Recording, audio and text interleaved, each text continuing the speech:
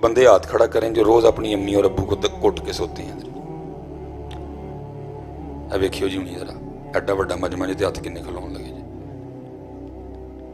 وہ ہاتھ کھڑا کریں جو روز رات کو اپنی امی اور ابو کو دبا کے سوتے ہیں.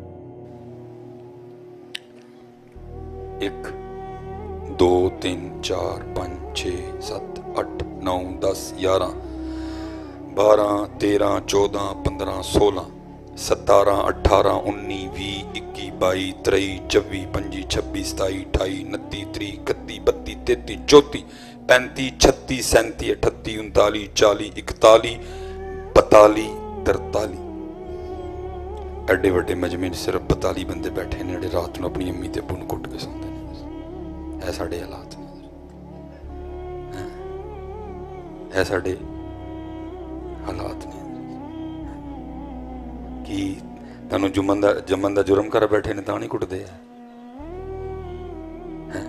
کیڑا دین لے کے پھرن دے دیو یار؟ کتھوں اے دین کھڑے یار تسی؟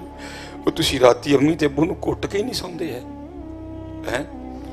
جن کے لیے قرآن کہہ رہا ہے اف ولا تنہرہما وقل لہما قولا کریما وقل رب ارحمہما کما ربیانی صغیرا. جن کے لیے جی میں یہ حالات ہیں پتر, میں آ کر تم اور بڑا آپ سے پوچھ لیتا ہوں.